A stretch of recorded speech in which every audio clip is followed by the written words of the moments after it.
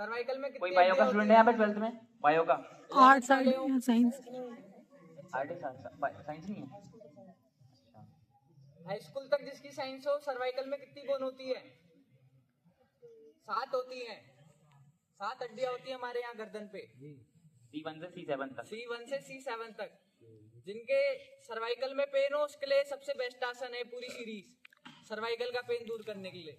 जो सर्वाइकल में पेन ऐसे होता है जैसे कि आप बहुत देर तक, आसन, वो सबसे बेस्ट आसन है अपने सर्वाइकल के पेन के लिए, जिनके सर्वाइकल में पेन होता हो। और जो उष्टासन कराता है जिनके कंधों में और बैक पेन रहता हो, बैक पेन में भी किसमें? लंबर में, लंबर और थोरेक्स में। और जो भुजंग आसन कराता सांप वाला, याद होगा सूर्य नमस्कार में, वो किसके लिए रहता है? हमारे लोअर लंबर के लिए, बिल्कुल लास्ट लोअर लंबर के लिए बहुत बेनिफिशियल है। जो बोलते हैं मेरे यहाँ नीचे बहुत कमर में दर्द रहती है, उनको भुजंगासन बोलिएगा घर जाके, तो वो बहुत ज्यादा बेनिफिशियल है आप लोगों के लिए। अब नेक्स्ट प्रैक्टिस राघव बताएंगे। एक लास्ट हम करेंगे चक्रासन। पूरी बॉडी को जैसे हमने शुरू में ताड़ासन करा था, बॉडी को ऊपर स्ट्रेच करने के लिए, ऐसे ही हम बॉडी को फिर से लास्ट में स्ट्रेच करके फिर हम रेस्ट करेंगे। चक्रासन के बेनिफिट मैं बताता हूँ। सबको आवाज आ रही है ना? पीछे माइक की जरूरत तो है नहीं, आ रही है आवाज? ठीक है। तो चक्रासन में क्या होता है? चक्रासन में हम लेटे हुए होते हैं, हाथ बगल में, जैसे मैंने सर उठाया था अपना, अब वैसी पूरी बॉडी उठानी है ऊपर। एक बार आपको करंट तो करके दिखाएंगे उसमें क्या क्या बेनिफिट्स होते हैं उसके हमारे। उसमें सबसे पहले हमारे सर पे ब्लड फ्लो इंक्रीज होता है। सर पे ब्लड फ्लो इंक्रीज होता है तो ज्यादा जल्दी ब्रेन डेवलपिंग होती है हमारी। और प्लस हाइट, चक्रासन से हमारा पूरा ये एब्डोमेन रीजन, हमारा लेग रीजन और हमारे आर्म्स और ये जितने हमारा पूरा हाथ है, ये पूरा स्ट्रेच होता है। तो हाइट इंक्रीजमेंट में बहुत ज्यादा हेल्प करता है। सुबह ताड़ासन के साथ साथ चक्रासन भी प्रैक्टिस करिए। तो एक बार करके दिखाता हूँ। आपकी सीरीज में सबसे पहले जो ताड़ासन इंक्लूड हुआ था, फिर लास्ट में ये होगा। पहले से आपने बॉडी अपर स्ट्रेच करी थी और ये बॉडी फिर पीछे स्ट्रेच करेंगे आप।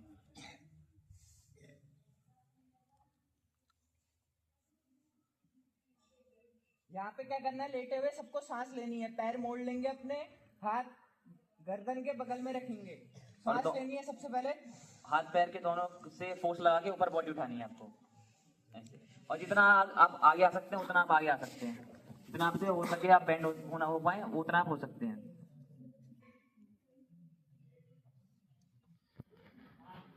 ये हो गया आपका बैकवर्ड बेंडिंग आसन।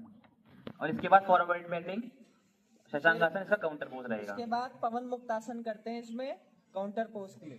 एक ये हो गया पवन मुक्तासन और एक हो गया शशांक आसन। दोनों में से कुछ भी कर सकते हैं आप। और जैसे आप लोग अभी बच्चे हैं तो आप लोग इसमें से झूल भी सकते हैं। हाँ, प्रैक्टिस के ये बाद डायनामिक, ठीक है। ये हमारी कमर को रिलैक्स करता है, जिसके भी बैक पेन रहता है। तो ऐसे झूलना है, ऐसे करके इसमें पंजे में भी आते हैं, फिर वापिस जाते हैं और फिर पंजे में आते हैं ऐसे। ठीक है, तो ये प्रैक्टिस भी कर सकते हैं आप लोग। करें। तो ये कुछ योग में से 25 के चश्मा लगा हुआ है, चश्मा लगा हुआ है, हेल्थ खराब है। एक स्कूल में गया था मैं, डिवाइन ग्रेस, वहां एक बच्चा आता है 8th क्लास का, बोलता है सर मेरे घुटनों में दर्द है, मेरे को कुछ इसका वो बताओ। 8th क्लास के बच्चे को अर्थराइटिस होना शुरू हो रखा है, 8th क्लास के बच्चे के जॉइंट्स में पेन शुरू हो रखा है, प्लस वो थोड़ा ओबेस था, घर में बैठे रहते थे, कोई फिजिकल वर्क नहीं है, तो उसकी वजह से वहाँ बीमारियां ज्यादा हैं एज कम्पेयर टू यहाँ। तो यहाँ मैं आपकी मेंटल हेल्थ पे ज्यादा फोकस करूंगा, क्योंकि आप फिजिकली तो सब लोग बहुत स्ट्रांग हो, सभी घर में बहुत काम करते होगे, पढ़ते भी होगे अपना, पर आपकी पढ़ाई और अच्छी कैसे हो जाए मैं आपको उसके बारे में ज्यादा बताऊंगा। अभी सबने देख लिया फिजिकल आसन, मैं यही नहीं बोला योगा। योगा और एक्सरसाइज में फर्क क्या है आपको बताऊं? किसी को पता है योगा और एक्सरसाइज में फर्क क्या है? कोई बताएगा? दोनों ही स्वास्थ्य हमारे ठीक रखते हैं, अच्छा स्वास्थ्य बनाते हैं, पर फर्क क्या है योगा और एक्सरसाइज में? एक्सरसाइज भी मेंटल हेल्थ पे काम करती है, ऐसा नहीं योगा ही मेंटल हेल्थ, दोनों पे काम करता है। एक्सरसाइज भी मेंटल हेल्थ पे काम कर रही है। अगर आप रनिंग कर रहे हैं, खेल रहे हैं कोई भी स्पोर्ट्स, वो भी आपकी मेंटल हेल्थ बढ़ा रहा है। पर योगा और एक्सरसाइज में क्या फर्क है बताएगा कोई? कोई बताएगा? किसको क्या लगता है? मैं तब से शुरू से सबसे पहले चीज मैंने क्या कराया था आप लोगों को, सबसे पहले क्या कराया था, वही फर्क है बस। कोई भी उठ के बता सकता है, वही फर्क है योगा और एक्सरसाइज में। हिंट भी दे दिया मैंने, सबसे पहले जो मैंने आते ही कराया था आप लोगों को, वही फर्क है योगा और एक्सरसाइज में। बताएगा क्या कराया था सबसे पहले? चलो यही बता दो क्या कराया था सबसे पहले। हाँ, योगा और एक्सरसाइज में श्वास का फर्क है बस। आप खेलते हैं, आपकी नॉन स्टॉप सांसें चलते रह रही है। हम इसमें क्या कर रहे हैं, हर एक आसन कर रहे हैं, उसके बाद अपनी सांस पे कंट्रोल कर रहे हैं, अपने प्राणों पे कंट्रोल कर रहे हैं।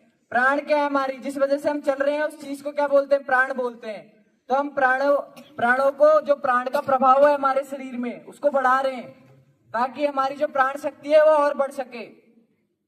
तो यही फर्क है योगा और एक्सरसाइजेज में। हम अपनी ब्रीदिंग पे कंट्रोल कर रहे हैं और एक्सरसाइज में हम ब्रीदिंग में कंट्रोल नहीं कर रहे होते, लगातार एक्सरसाइज कर रहे होते हैं। तो आपको कुछ मैं दिखाऊंगा एडवांस आसन की 5, 6 साल, 8 साल की, 9 साल की योगा प्रैक्टिस आपको कहां तक ले जा सकती है।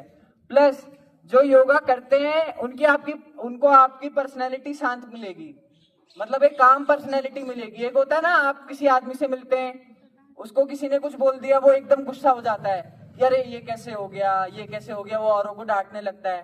पर एक कभी आप योगी से मिलेंगे ना, वो आपको काम माइंड मिलेगा, बहुत काम माइंड मिलेगा, शांति मिलेगी उसके मन में।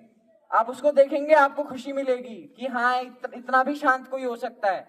उसके बैठने से, उसके खड़े होने के तरीके से ले तक, उसके बात करने से तरीके के ले तक, वो आप अपनी पर्सनैलिटी में ला सकते हैं। उसके लिए मैं आपको 2-3 टेक्निक बताऊंगा। मेडिटेशन उसमें बहुत ज्यादा इंपॉर्टेंट है, और प्राणायाम में 2-3 टेक्निक।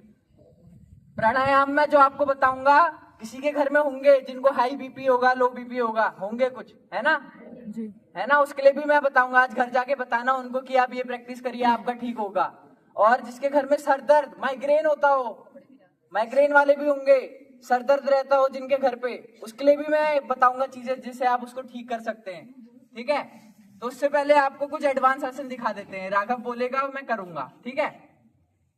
तो एडवांस आसन मतलब ऐसे आसन जो थोड़ा टाइम लेते हैं। जैसे आप रोज सूर्य नमस्कार के 5 से 6 राउंड प्रैक्टिस करेंगे ना आप लोग, तो आपकी बॉडी धीरे धीरे फ्लेक्सिबल बनना शुरू हो जाएगी। अब जैसे मेरी बेंडिंग देख रहे थे आप लोग, मैं पीछे चले जा रहा था, बहुत नहीं जा पाते हैं अभी, जबकि मैं आपसे एज में बड़ा हूं, तो तब भी मैं उतना बेंड कर ले रहा हूं।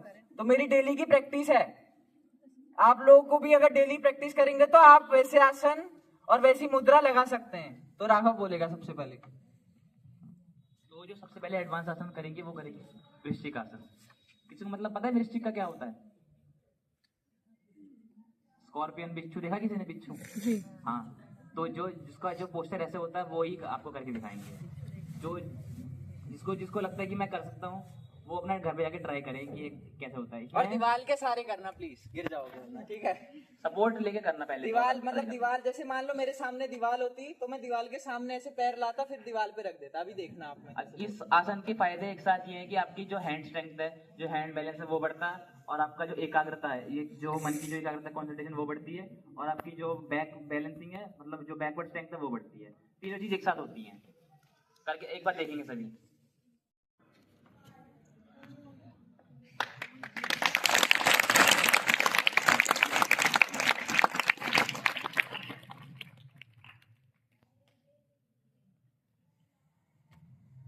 ये हो गया वृश्चिक आसन, है ना। जैसे बिच्छू ऐसे होता है, पीछे डंक आता है उसका, ऐसे करके आता है ना, वैसी था ना। तो उसको वृक्षासन बोलते हैं। और ये आसन जितने हैंड स्टैंड के करिए, उसके बाद शशांक आसन जरूर करना। हाँ, हमको तो जरूरत पड़ती नहीं, क्योंकि लंबे टाइम से 8-9 साल 10 साल हो गए प्रैक्टिस करते करते। तो आप लोग जब भी करें तो शशांक आसन जरूर करना, वरना इसको करके एकदम उठेंगे ना, चक्कर आना शुरू हो जाएगा और गिर जाओगे उल्टा।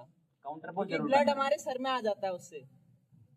तो कुछ ऐसे लोग हैं जो 10-10 मिनट, 11-11 मिनट शीर्षासन कर लेते हैं। इसके बाद प्रैक्टिस करके दिखाते हैं शीर्षासन, नॉर्मल शीर्षासन जैसे होता है। सर फिर के उसके बल पे खड़ा वेरिएशन होना। दिखाएंगे, सर के बल खड़े होना, जिसको आप लोग बोलते हो, ठीक है। तो उसके लिए 2 तरीके हैं। जब आप सीखने वाली स्टेज में ना, जब आपको सीखना हो, सीखने के लिए पहला तरीका ये है कि हाथ ऐसे रखने, ऐसे वाला नहीं करना है। पहली उसमें करोगे, उसमें बैलेंस बहुत मुश्किल होता है बनाना। पहले इसमें बैलेंस बनाना। तो हाथ अपने यहाँ पे रखने हैं, घुटने के पास रखेंगे हाथ, और सर रखेंगे नीचे। फिर पैर करेंगे सीधे और धीरे धीरे पैर उठाएंगे। ये किसके सहारे करना है? दीवार के सहारे। जैसे अगर मेरी मैट वहां बिछी होती तो दीवार के सहारे, अगर मैं गिरने वाला होता तो मैं पैर क्या करता, दीवार के तरफ फेंक देता, तो मेरे पैर दीवार में पड़ते और मैं गिरता नहीं। जो स्टार्ट करेंगे वो सपोर्ट लेके करना है। सपोर्ट लेके करेंगे ये सारे आसन जो मैं बता रहा हूँ, अगर किसी को प्रैक्टिस करने हैं तो शीर्षासन ऐसे करेंगे और फिर पैर उठाएंगे। ये शीर्षासन है।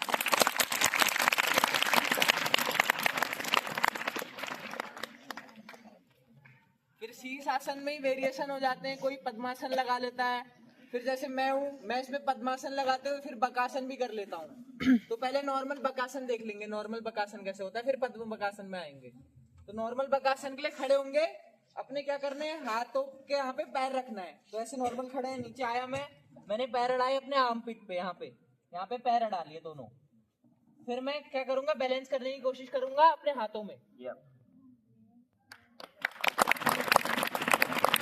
ये आपका बकासन है। अब ये नॉर्मल बकासन है, इसी का वेरिएशन होता है पद्म बकासन। कितने बच्चे, कितने जो प्लेयर हैं वो इसको क्या करते हैं, डायरेक्ट पद्मासन लगाते हैं। जैसे पद्मासन लगा लिया और डायरेक्ट यहीं से पैर उठा लिए। सबके अपने अपने अलग तरीके, मैंने अपना अलग तरीका ढूंढा है। तो इसमें मैं क्या करता हूँ, मैं नीचे आता हूँ, शीर्षासन में आता हूँ, शीर्षासन में आए, पैर उठाए ऊपर। ये आपका हो गया पद्म शीर्षासन। ये आपका पद्म बकासन।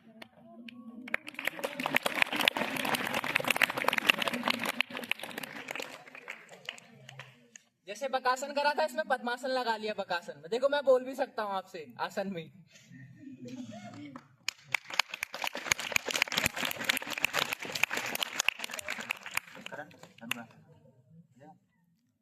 इसके बाद धनुरासन है, आप सजेस्ट कर सकते हैं अपनी फैमिली में, ये आसन सब करा सकते हैं अपनी फैमिली पे। पूर्ण में अर्थ करूंगा ताकि जो सब लोग हैं वो कर सकें इसको, और अपनी फैमिली में जिसके बैक पेन हो सीवियर, जिसको बैक पेन में बहुत, जिनकी बैक पेन मतलब कई सालों से चला आ रहा है, क्रोनिक है, जिनको क्रोनिक बैक पेन हो रखा है, तो उसके लिए क्या करना है, लेटना है। लेटेंगे, अपने पैर पंजे पकड़ेंगे दोनों हाथों से, ठीक है, और सांस लेनी है, पहले सांस लेंगे और फिर पैर ऊपर ऐसे खींचने हैं, ऐसे जितना खींच सकते हैं आप लोग, जितना खींच सकते हैं, ठीक है। तो इससे हमारा जिसका थोरैक्स में बैक पेन होता है वो ठीक होता है। इसको धनुरासन बोलते हैं। धनुष जैसी बनी ना, मेरी बॉडी धनुष जैसी हो गई नीचे वाली, और ऊपर वाली जो धनुष में वो लगी होती है तार, तो वो वैसे बन रही है।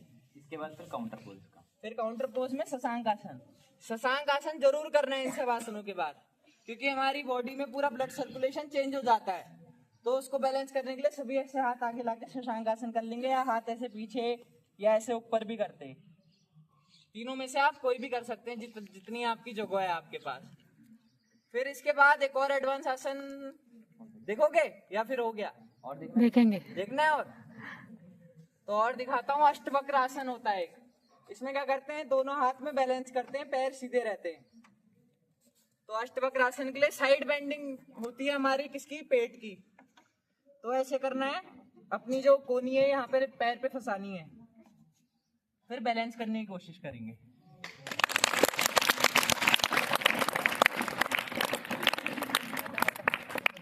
ऐसे करके बैलेंस करेंगे और फिर वापस आ जाएंगे। ये सारे बैलेंसिंग आसन है।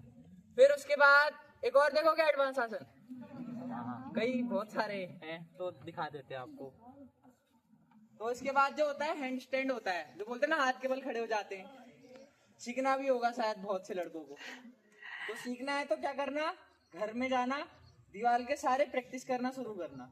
जैसे मैट लगा ली इस साइड, कोई भी दरी, ठीक है, और फिर क्या करना है, हाथ नीचे रखना और पैर फेंकने आगे दीवार की तरफ। एक बार दीवार में पैर चढ़ जाए, फिर धीरे धीरे इधर को धक्का देते रहना पैरों को, और बैलेंस बनाने की कोशिश करना।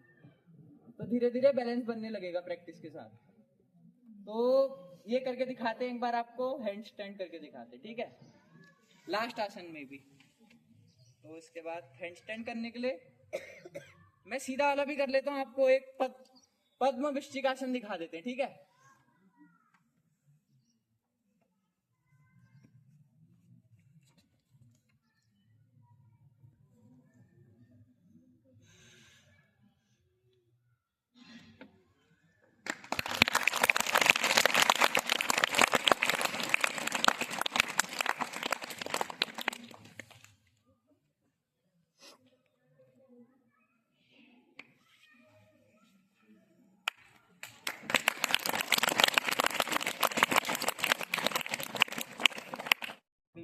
मतलब किसी के मम्मी पापा को हो सकता है, दादा दादी को हो सकता है, तो उसके लिए हम लोग करते हैं भस्त्रिका प्राणायाम। तो इसमें हम लोग क्या करते हैं, सांस लेते हैं और सांस छोड़ते हैं, और उसका प्रोसेस जो होता है वो सांस लेने का और सांस छोड़ने का बहुत तेज तेज होता है। जैसे कि करण को आप देख सकते हैं, करिए, सांस लेनी है, पहले एक दो बार नॉर्मल, आप नॉर्मल ब्रीदिंग करिए अच्छे से। और कमर गर्दन सबकी सीधी रहेगी। नाक से ही लेनी, नाक से ही छोड़नी है, अभी ठीक नहीं है? करना है, अभी नहीं करना है, अभी देखना है। अभी देखो सब, ठीक है? देख लो, शांत हो जाओ, देख लेंगे सभी एक बार। हंसने की बात नहीं है, देखना है पहले, ठीक है? जैसे मैंने एक दो बार सांस ली, नॉर्मल छोड़ी, अब मैं स्टार्ट करूंगा भस्त्रिका प्राणायाम। जैसे इंजन चलता है ना, वैसे ही आपकी ये जो पूरे लंग्स है, फेफड़े हैं, एक साथ परफॉर्म करने चाहिए ऐसे।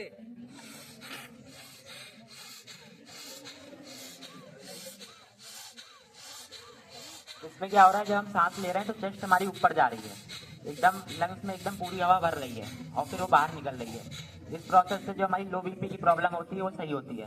तो आप सब एक साथ करेंगे, सबकी कमर गर्दन से देखो, जितना तेज मैंने करा है उतना तेज कोई नहीं करेगा, क्योंकि इसके लिए प्रैक्टिस चाहिए और इसमें चक्कर आने का भी वो रहता है। लगा सकता है वो पैर जो ऊपर कर लेगा, आप कहते हैं ना नॉर्मल जो आलती पोल पालती लगा मार के सकता है बैठते वो हैं, पोल लगा लेगा। जो कहते हैं नॉर्मल आलती पालती, उसको हम योगा में कहते हैं सुखासन।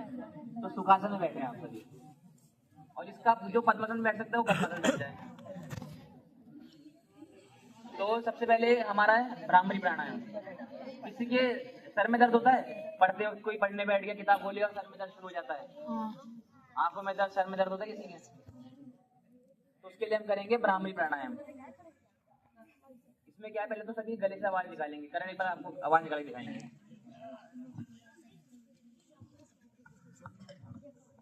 जिसको भी अपना मन शांत करना हो, अपना कंसंट्रेशन बढ़ाना हो, ठीक है?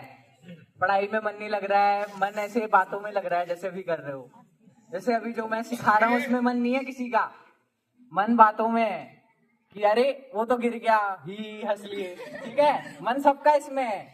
तो ये मन, ऐसा मन हटाने के लिए अच्छा मन आए कि हाँ कोई अगर कुछ करा रहा है, कोई दूर से आया हुआ है हमारे स्कूल में नई चीज बताने के लिए, वो चीज मेरे को भी सीखनी है, क्या पता मेरा फायदा हो जाए, मेरे शरीर का फायदा हो जाए, मेरा ब्रेन डेवलपमेंट और उससे और अच्छा हो जाए। आप ही की तो नॉलेज बढ़ रही है उससे, जो मैं बता रहा हूँ उससे आप ही की नॉलेज बढ़ रही है। मैं कोई ऐसे तो हूं नहीं कि। इसके बाद भ्रामरी प्राणायाम प्रैक्टिस करेंगे। भ्रामरी प्राणायाम प्रैक्टिस करने के लिए आपको क्या करना है, वो होती है ना मधुमक्खी, जब बगल से जाती करके जाती है, ऐसे करके जाती है ना, सुनी होगी आवाज सबने, तो वैसी आवाज मुंह से निकालनी है। कैसे निकालेंगे एक बार सब देखेंगे, पहले निकालेगा कोई नहीं, ठीक है? सांस लेनी है, मुंह बंद करना है अपना, और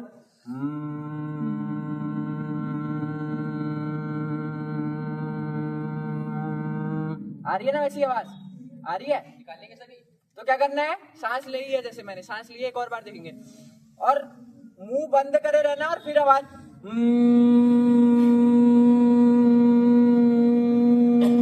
करना है सबको। करिए एक बार। ये इतने बच्चे हो, मैं एक बार बिना माइक के करके दिखा रहा हूँ, ठीक है? शांत हो जाएंगे। एक बार मेरी आवाज देखना, फिर आप इतने सारे हो, मैं अकेला हूँ, ठीक है? आपकी आवाज पूरे एरिया पे जा सकती है, इतनी आवाज आनी चाहिए आप लोगों की, ठीक है? एक बार मैं कर रहा हूँ, देखो अकेले।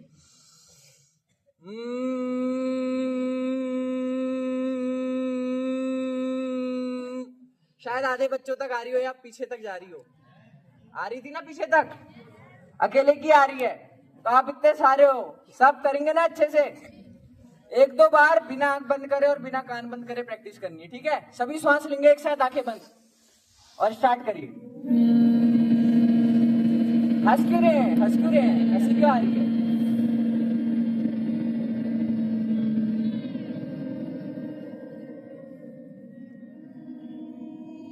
दोबारा से इनहेल करिए, श्वास लीजिए, और दोबारा से आंखें बंद, आंखें बंद, आंखें बंद। अब रिलीज कर लेंगे सभी।